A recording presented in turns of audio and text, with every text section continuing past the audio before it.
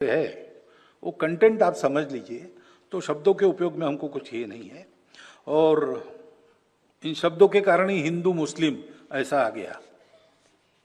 हिंदू मुस्लिम एकता वगैरह मेरे मन में आता है कि जो अलग है उनको एक करने के लिए एकता की बात, जो एक ही है उनकी क्या एकता करना है। अनेक मुसलमानों के लिए हिंदू शब्द की भौगोलिक पहचान को मानना आज आसान नहीं है, जबकि उन्हें भारतीय मुसलमान कहने में कोई आपत्ति नहीं है। तो परसों के भाषण में मैंने कह दिया कि हिंदू शब्द कंटेंट व्यक्त करता है, इसलिए हम आग्रहपूर्वक हिंदू कहेंगे।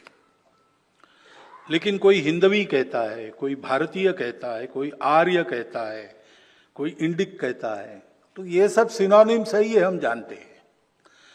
वो भी अगर जानते हैं तो उनके इस शब्द के उपयोग को हम मान्यता देते हैं। हम तो इसको सबको समानार्थी मानते हैं। लेकिन जो कंटेंट मैंने बताया, खासकर सांस्कृतिक कंटेंट, पूर्वज परंपरा, उसको व्यक्त करने वाला एक ही शब्द आज है, हिंदू। इसलिए उसका आग्रह हम रखेंगे। आप भारतीय कहेंगे, ठीक बात, आप जानो कि एक ही बात है और उसी शब्द का उपयोग करो। हिंदवी कहना है, कहो, कोई दिक्कत नहीं। हमको शब्दों के झगड़े में हम नहीं पड़ते, हमारा मतलब कंटेंट से है। वो कंटेंट आप समझ लीजिए। तो शब्दों के उपयोग में हमको कुछ ये नहीं है, और इन शब्दों के कारण ही हिंदू मुस्लिम ऐसा आ गया। हिंदू मुस्लिम एकता वगैरह मेरे मन में आता है कि जो अलग है उनको एक करने के लिए एकता की बात, जो एक ही है उनकी क्या एकता करना है। क्या बदला है कि पूजा बदली है और क्या बदला है। लेकिन जो डर भर दिया गया कि भाई ये लोग रहेंगे तो क्या होगा बता नहीं सकते। हाँ, इतनी लड़ाई हुई, इतने अत्याचार हुए, इतने कत्लेआम हुए, देश भी टूटा, सावधान रहो।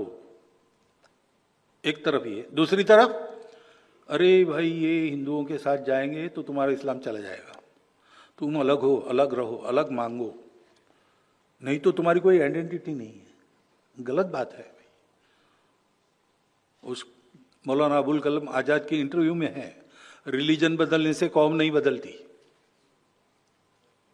और मुझे अरशद मदनी साहब ने बताया था कि उनके चाचा ने भी ये बात कही थी।